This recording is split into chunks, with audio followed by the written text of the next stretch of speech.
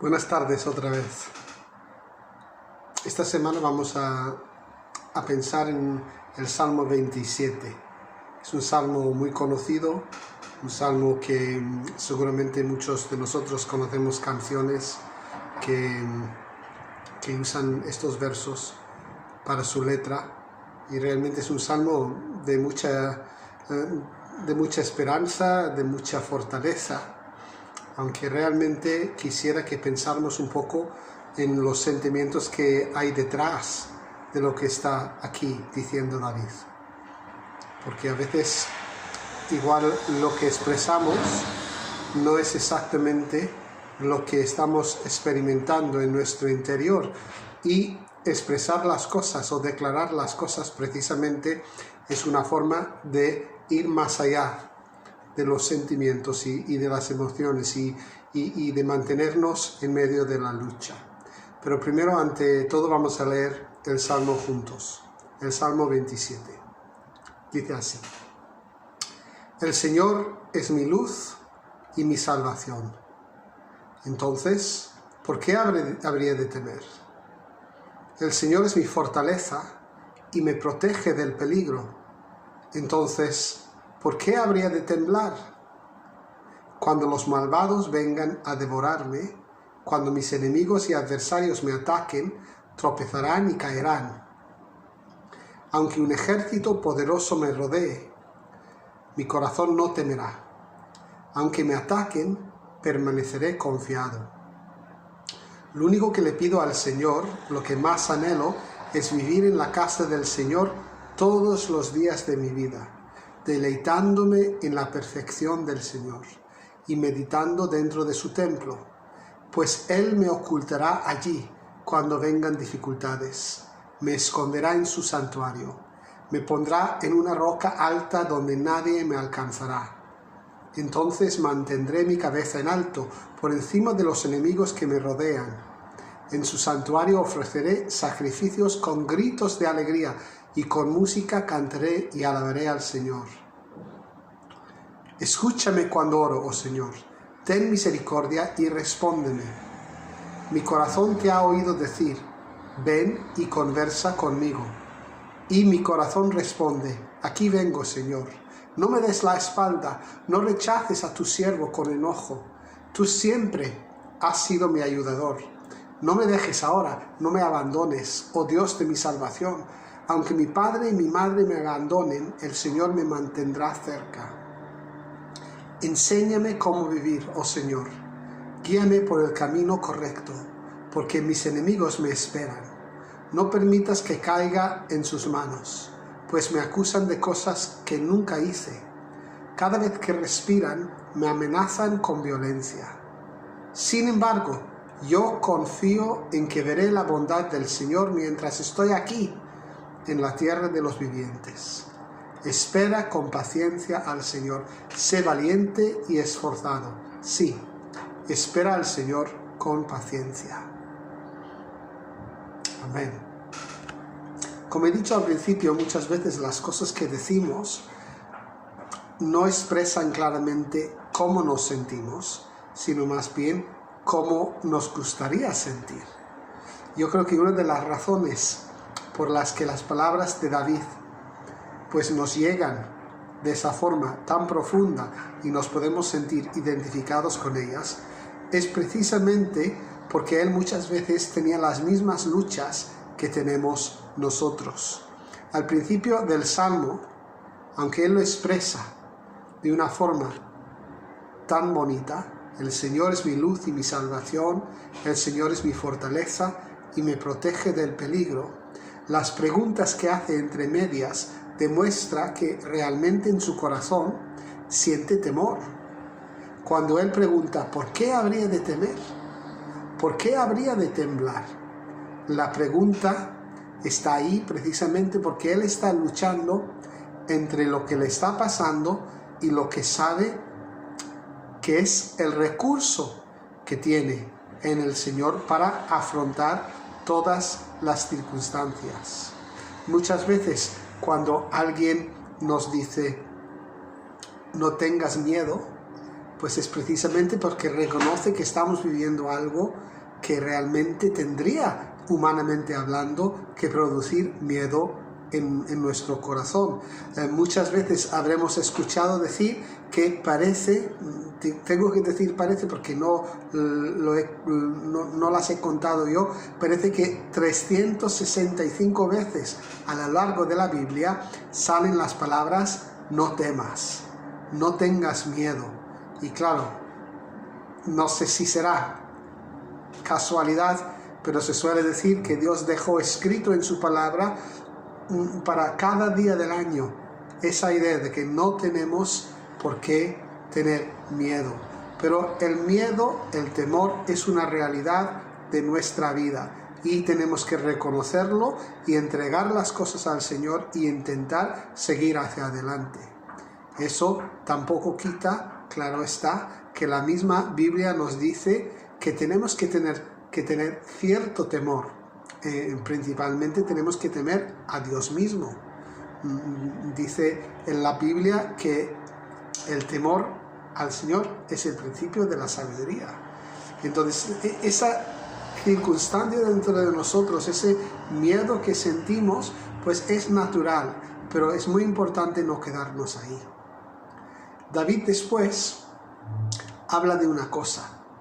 Dice que su prioridad es estar cerca del Señor.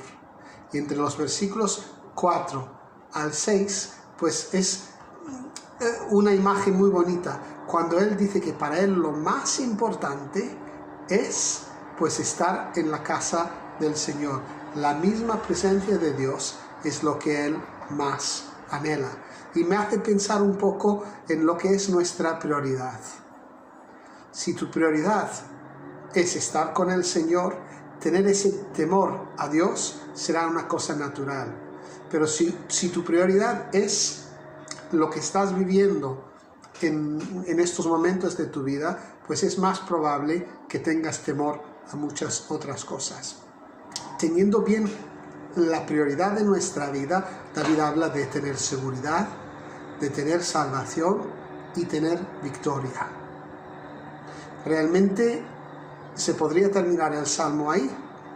Después de este primer miedo, este primer momento hablando del temor, David se centra, busca y establece su prioridad y parece que va mejorando pues sus sentimientos y su estado de ánimo. Pero después el Salmo, desde el versículo 7, coge otro giro y empieza a decir: escúchame cuando oro, oh Señor, ten misericordia y respóndeme. Y realmente en esta sección vemos que el temor, a pesar de la insistencia de David en tener bien puestos los ojos y tener bien sus prioridades, pues que surge más dudas. Realmente él está pues como intentando expresar aquí lo que necesita sentir, pero hay dudas todavía en su corazón. A mí me encanta que no es una línea recta. El proceso que vive aquí el rey David no es una cosa lógica, es un ir y venir. Hay altibajos y refleja perfectamente cómo nos sentimos nosotros a veces. Hay temor en nuestra vida y también hay duda. Pero sin duda alguna, pues él busca en medio de la duda y termina teniendo fe. ¿Y cuáles son los pasos por los cuales él pasa en estos versículos? Pues para convertir su duda en fe. Pues hay varias cosas en estos versículos, desde el versículo 7 más o menos hasta el final. Sobre todo yo veo 3 cosas que son como pasos previos a llegar a creer y a tener fe en el Señor. La primera cosa que hace es que busca al Señor. Y claro, es interesante aquí, porque dice: he buscado tu rostro. Y muchas veces nosotros en medio de las dificultades buscamos la mano del Señor. Buscamos que Dios intervenga, que Dios actúe, que Dios arregle nuestros problemas. Y eso en sí no es malo. Pero mucho más importante es que nosotros busquemos el rostro de Dios. Que busquemos quién es, que busquemos su voluntad, que busquemos su presencia y su compañía. No solamente busca el rostro del Señor, sino también clama. Entonces, aquí igual podríamos decir que clamar es más bien buscar la mano del Señor. Pero otra vez es interesante que no vemos aquí tan claramente que David le diga a Dios lo que debería de hacer. Más bien en el versículo 11 dice: enséñame cómo vivir, oh Señor, guíame por el camino correcto. Entonces, al clamar, lo que David está buscando sobre todo es la dirección de Dios. Ha buscado la compañía de Dios, buscando su rostro, y ahora clama buscando la dirección. Señor, ¿qué debo hacer yo en medio de estas circunstancias? Hemos hablado muchas veces, y las que nos quedarán por decirlo, ¿no? Que Dios no siempre cambia nuestras circunstancias, pero de alguna forma en medio de las circunstancias hay una provisión de su gracia para transformarnos a nosotros. Entonces hay la búsqueda del rostro de Dios y clamar buscando dirección. ¿Y cuál es el tercer paso? Os dije que había 3 pasos para llegar a convertir la duda en fe. Recordando que no es que sea una línea recta, sino que hay idas y venidas y luchas en cada momento de esta búsqueda. Pues hay el buscar el rostro de Dios, el clamar buscando dirección, y después hay otro concepto que es muy importante en medio de nuestra lucha, que es esperar en el Señor. Espera con paciencia al Señor. Sé valiente y esforzado, sí, espera al Señor con paciencia. Es el último versículo. Y claro, el hecho de que termine el Salmo aquí también nos hace pensar que no es que David lo tuviera todo ganado al terminar este cántico.